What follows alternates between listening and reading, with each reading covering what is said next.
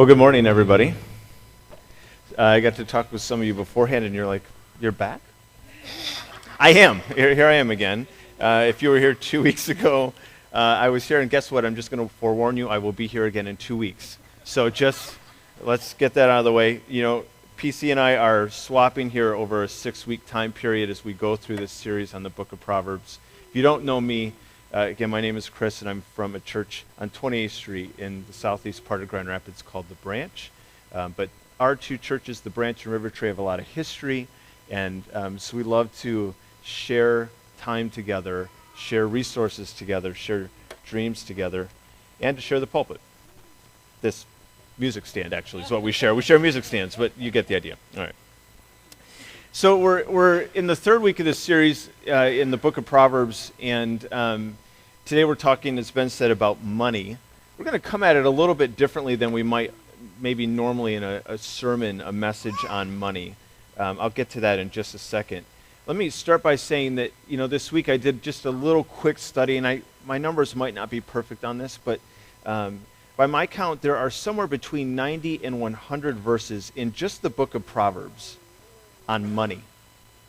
Now, you actually don't find that word all that often, but you find words like wealth, or gold, or silver, or rubies, right? People didn't have paper currency back then, so they had different words for it, but the idea is the same. Money is talked about a lot, 100 times in one book. That's a lot of attention. And it got me asking why. Why is money talked about so often?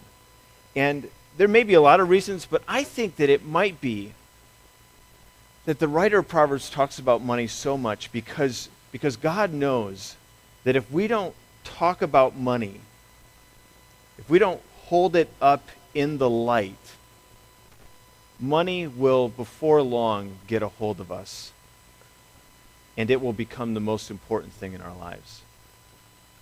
Just the insidiousness of money. Money tends to woo and pull and tug at our hearts. If we don't talk about it, hold it up in the light and examine it, it can get control of us. It can become the greatest thing in our lives. And that's, of course, not supposed to happen. Money is supposed to have a place in our lives. Let's be very clear about that. It's not like God says to us, hey, just forget that whole money thing, you know. That's not a big deal. Well, it is a big deal, you know. And God's very clear about that. But money is to have a rightful place in our lives. That's what we're going to try and get at today, is we're going to try and get at what is money's rightful place. And to do that, we're going to look at 7 things that the book of Proverbs says are greater than money. 7 things that should come ahead of money, that should be valued more than money. And if you look around at a seat near you, there should be a little half sheet of paper. And I don't do this very often, but I actually created an outline with like blanks in it. And it's just not my normal thing. But here it is. If you are a blank filler-inner, this is your morning. Man, we are going to crush it. Lots of blanks, lots of things to fill in. You'll notice I also did a very clever acrostic here. Greater, right? Wow. You see what happened there? It's very impressive, I know. Because we're going to be talking about 7 things that are greater than money.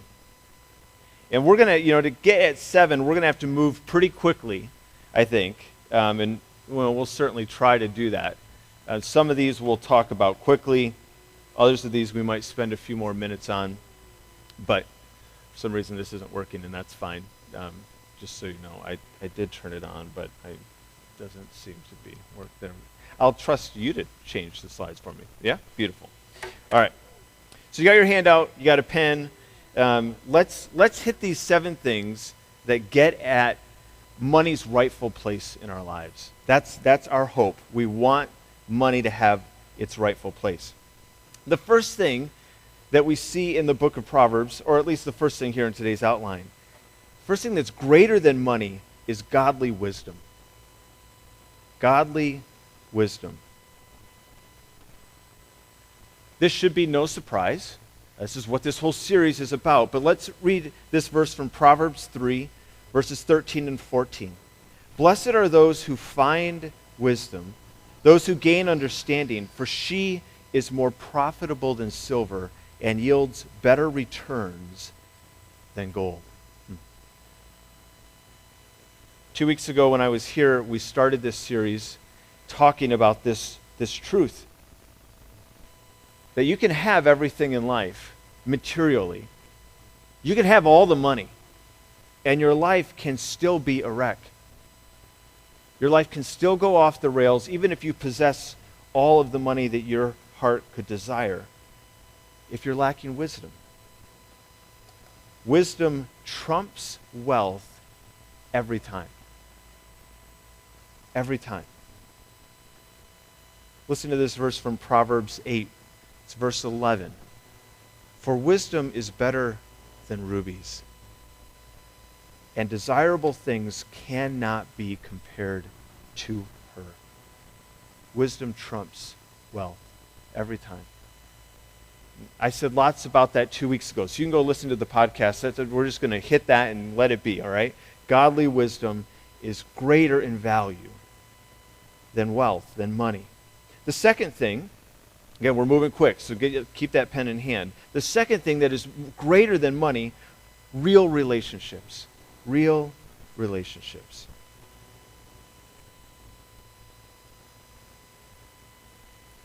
Proverbs 15, verses 16 and 17 say this. Better a little with the fear of the Lord than great wealth with turmoil. Better a small serving of vegetables with love than a fattened calf with hatred. Is that great? Some of you are skeptical. You hate vegetables, but what's interesting in these two verses is that you both get something about our relationship with God and our relationship with other people. Verse 16 is about our relationship with God. Fear of the Lord is better to have a little bit of money and fear of the Lord than a lot of money and turmoil. Now that phrase, fear of the Lord, can trip us up because when we hear the word fear, what do we think about? Dark, scary basements, right? And the Scream movies or whatever, Saw movies, I don't know. I'm not a horror movie person. But, that's what we think of with fear, and we think, whoa, that's how I'm supposed to engage God? This phrase, fear of the Lord, means to have respect, to be in awe of someone or something, to have reverence for it. The idea here is that when we just begin to wrap our heads around who God is, it should move us to total worship and utter surrender. We would be in awe of who God is. That's to have the fear of the Lord. And Proverbs tells us, again, that it's better to have just a little bit of money and that, a good, strong, vibrant relationship with God, than having great wealth but being in turmoil with God. And the same principle is true in our human relationships. This is verse 17. Better a small serving of vegetables with love than a fattened calf with hatred. Now, 3,000 years ago, when this was written, you'd be lucky to have beef once a year, once a decade.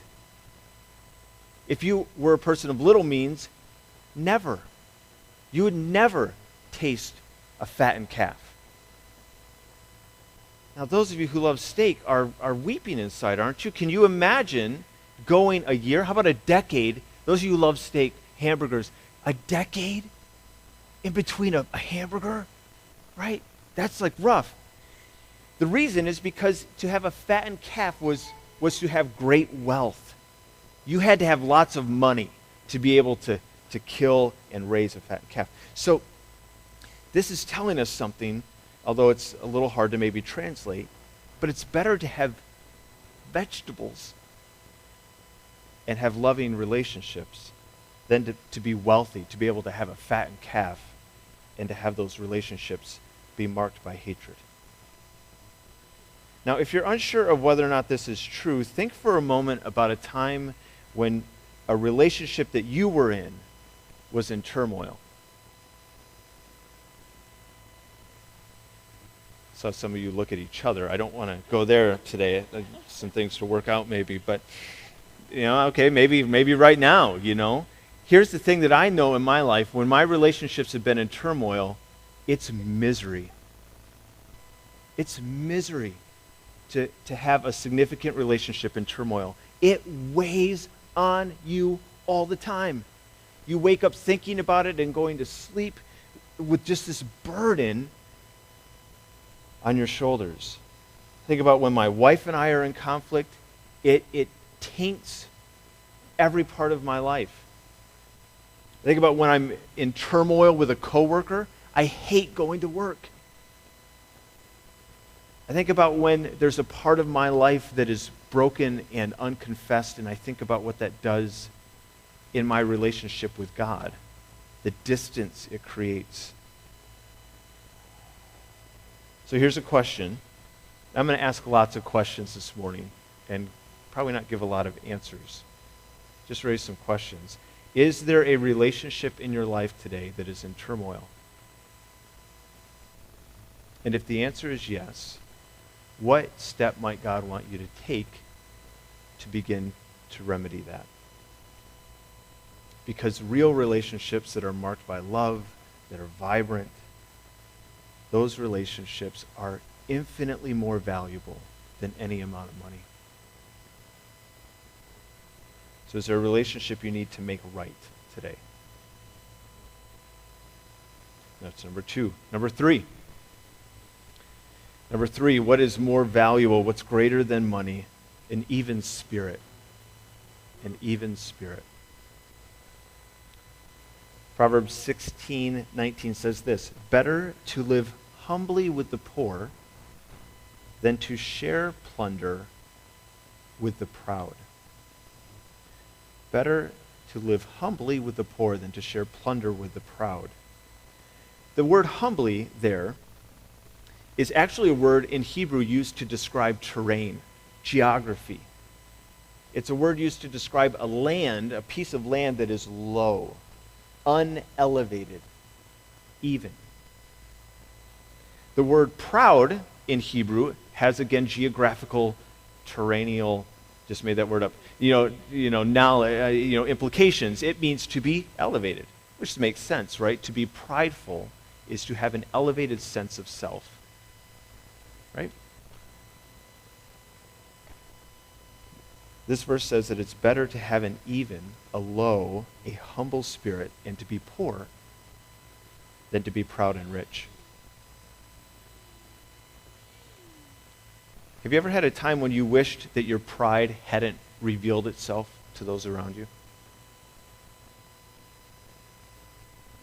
We're pretty good at hiding our pride, but come on, it sneaks out every once in a while, right? When I was first married, probably in our first couple years of marriage, we had some friends over to play cards one night. I may or may not be a competitive spirit. Hard to say. You can be the judge after this story. And, there's 6, 8 of us, I don't remember, around the table. And as the game progresses, I am losing, and losing badly. Every hand, I'm losing and losing badly. And I go through this series of phases. My first phase, when I start to lose poorly, is that I begin to withdraw from everyone. I was very engaged and happy and, chatty, and then I just start to kind of back away. I don't say as much, kind of go inward, So withdrawal is the first step. Then I get testy. I think my wife asked me to get water for everyone, and I said, they know where the faucet is, I had things to do. I had cards to win. And then I get to the complaining phase. Did you shuffle the deck? I'm not getting the cards here tonight. What is going on, So this is the progression I'm going through, and, the night ends and everyone leaves. My wife closes the door, and then I get the look. Yeah, you all know what look I'm talking about. Like, you're an idiot, and I disown you. That sort of look. All right, in that moment, like, my pride, my self-centeredness was on full display. And once the door kind of closed and everyone had left, I have the ability to realize how damaging it is when pride is allowed to run free. Now, that's just a night of playing cards, but that actually had some impact on those relationships. We were able to joke about it sometime later, but in the moment, everyone was like, oh, this is getting weird and uncomfortable, right? Again, we're really good at hiding our pride, and so that story is one in which pride kind of escaped into the open. But even when we're able to keep it mostly hidden, the damage that it does to our heart and the distance that it creates, even if it isn't immediately visible, is real and significant. Which is why the writer says it's better to live humbly, to have an even spirit, to be low, and to have little, than it is to be elevated and be able to share in all of this plunder. So is there any part of your life that is elevated today? Is there any way in which pride is reigning in your heart?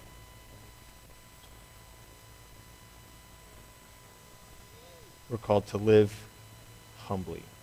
Have an even spirit. It's significantly more valuable than any amount of money. The fourth thing is having an awesome name. Now, again, some of these words here I'm stretching to make the greater thing work, but go with me here. Proverbs 22:1 says this: a good name, an awesome name, is more desirable than great riches.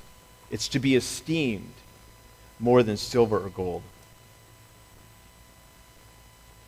A good name is more desirable than great riches. A word we might also use here for that phrase good name is the word reputation.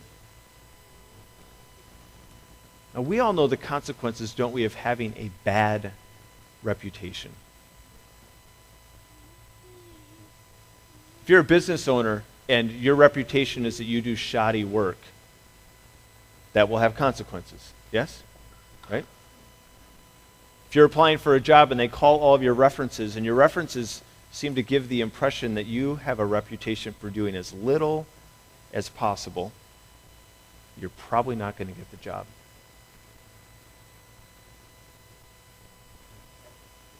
If I have the reputation of being a guy who pouts every time he's losing at cards, people are probably not going to want to have me over, right? Our reputations matter. They are incredibly valuable. So how do we get an awesome name? How do we get a good reputation? Proverbs 3:3-4 gives this instruction to us: never let loyalty and kindness leave you.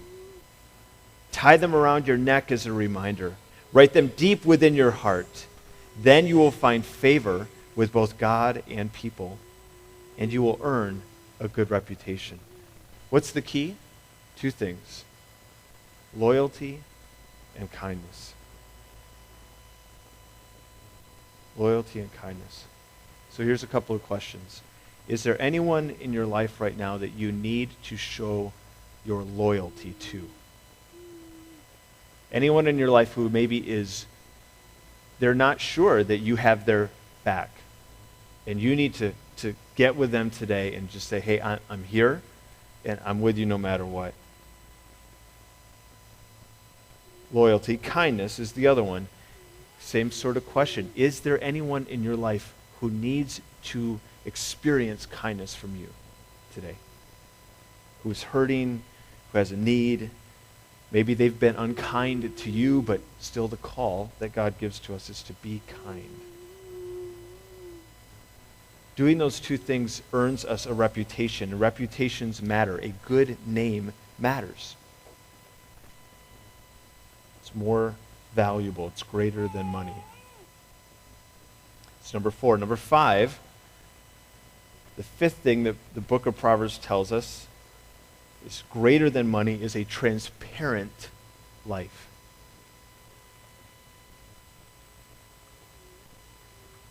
A transparent life. Proverbs 28:6 says this: a poor person who walks in his integrity is better than one who is perverse in his ways, even though he is rich.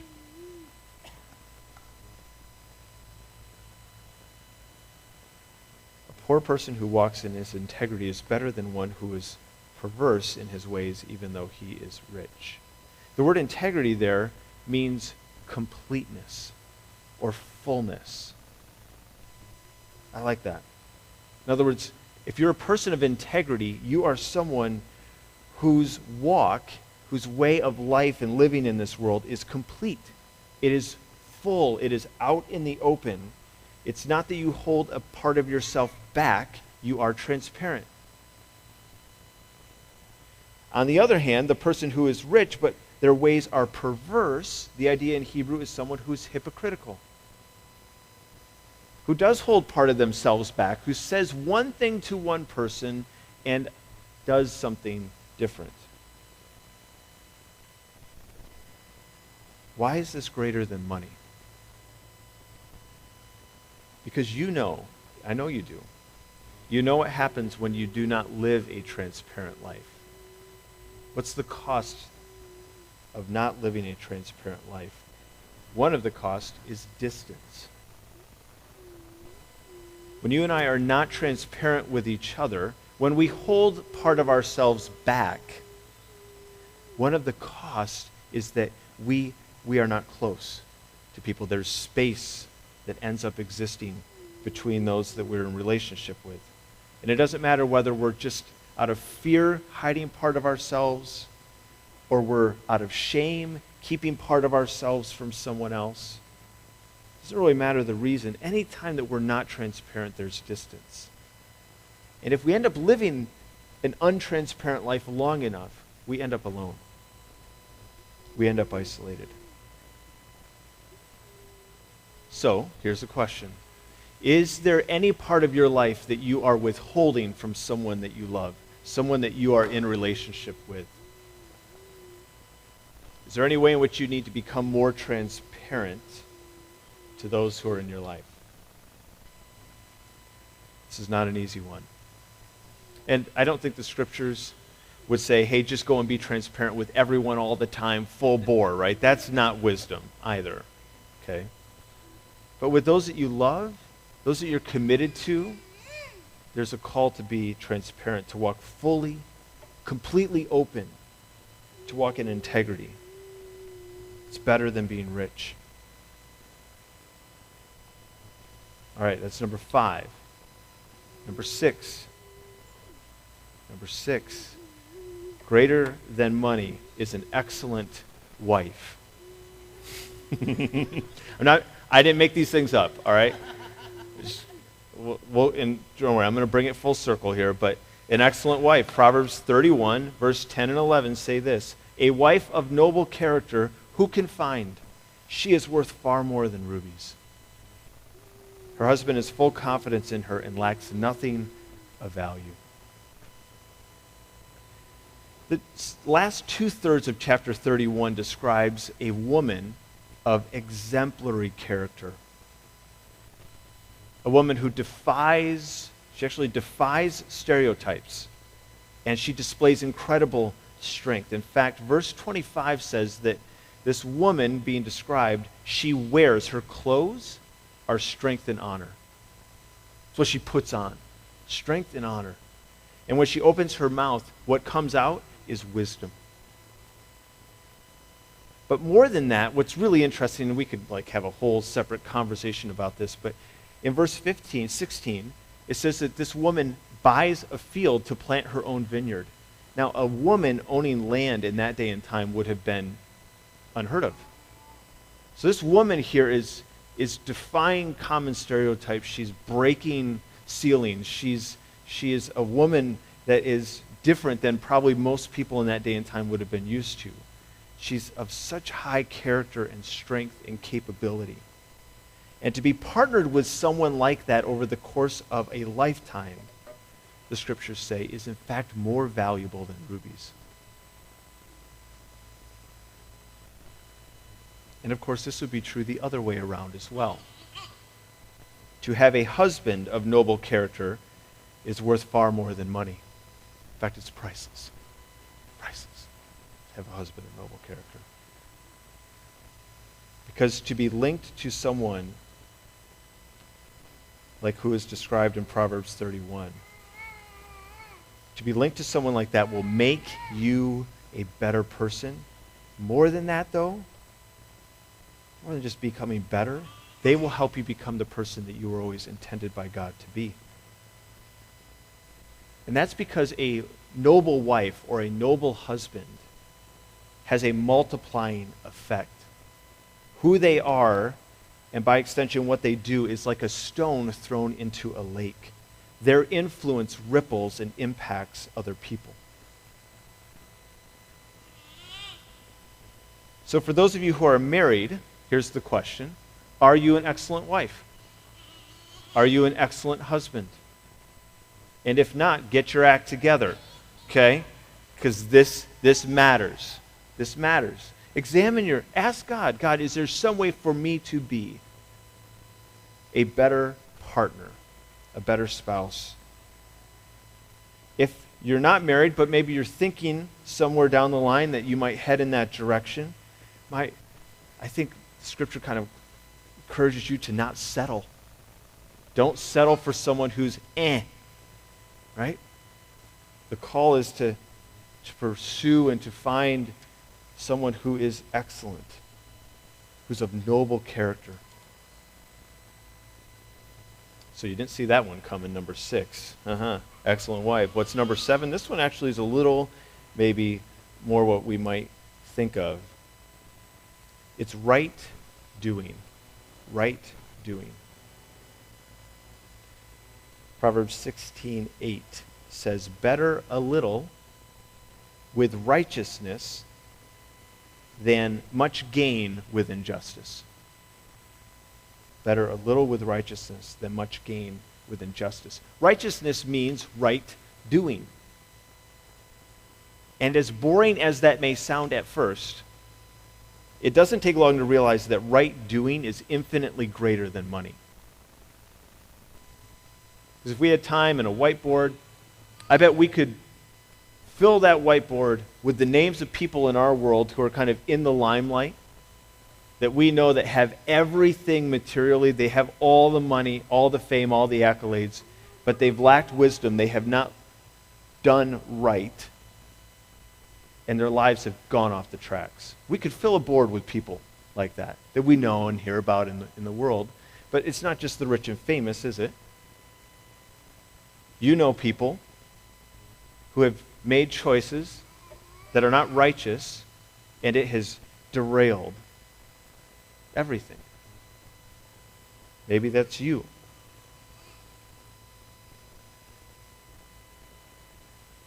And so the question is there any part of your life that is not right? Are there things that you are doing that are not righteous? And if the answer is no, and good night if some of you here can say, well, actually, I'm good. Bless you, and let's thank God together for that. Most of us would have to say no. There's some things I need to start paying attention to. What are those things, and what do you do? What do you need to do to change course?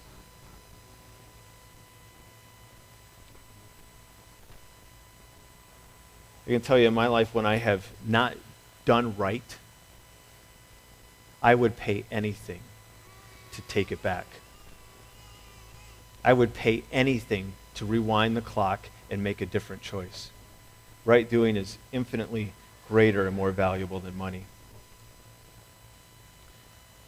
So those are 7 things greater than wealth, greater than silver, greater than gold, greater than rubies. And again, I think the purpose of all of these 7 is to help money have its rightful place. Money is important. Money will always be a part of our lives. But the scriptures go out of their way to say there are a number of things much more important than money. Are you paying attention to those things? If you are, then you can get to the place where you have wisdom when it comes to money. Here's the final 2 blanks for today. Wisdom is finding contentment and practicing generosity.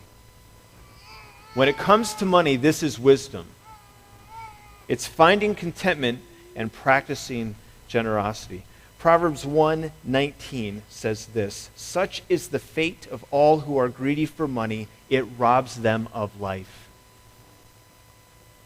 Greed, the constant desire for more, a lack of contentment, robs you of life. Yes? Have you ever experienced any form of discontentment where you just want something that's out there, money, job, home, could be anything, and that's all you can think about? It robs your mental energy, it robs your physical energy because it's got a hold of you. When money is in its rightful place, when we're living wisely, we are content with what we have. And in being content, we find life. So wisdom is finding contentment and practicing generosity. Proverbs 11:25 says this, "The generous will prosper. Those who refresh others will themselves be refreshed." I love that. Be generous and you'll get filthy rich. That's not what this says. But in giving away part of what you have, you will find life. You will be refreshed when you refresh others with your generosity. So that's what wisdom looks like. It's having money in its rightful place, understanding that there are things that are much more valuable than the amount in your bank account. And it's getting to a place where you can be content with what you have and you can be generous with it as well. So here's the final question. I think this one's on the screen. Which of these 7, we kind of actually hit 8 and 9 there with contentment and generosity. Which of these 7 do you need to be attentive to today? And I'm just going to leave like a 30-second space here for you to just reflect on that question. It's a lot. We blew through a ton of stuff. If you want to go after all 7, again, blessings upon you. But maybe it would be wise to just think and ask God, is there one thing? What's the one that's jumping out? What's the one that needs the most of my attention and energy today? Reflect on that here for a moment, and then we'll pray together to close.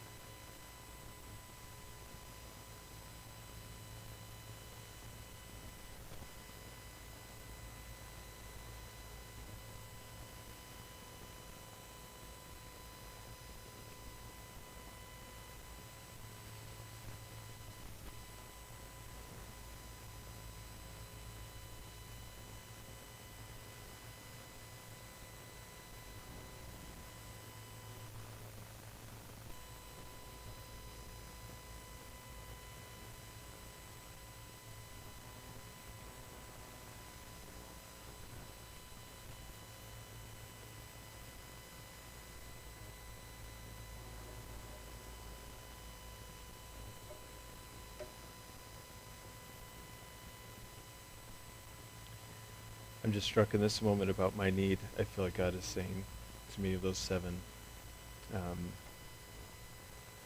that I need to pay attention to being a husband. That's excellent. I think sometimes I settle for a mediocre husband. It's good enough. I hear God saying something to me about that this morning. I don't know what it is for you. Let's pray together. Let's ask God to help us become people who are more wise.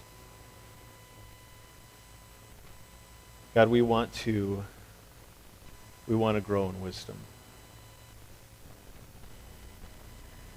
We want to be people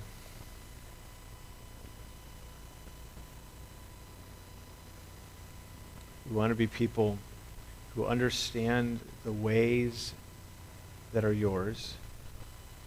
And we want to be people who not just understand them, but live into them. That's wisdom.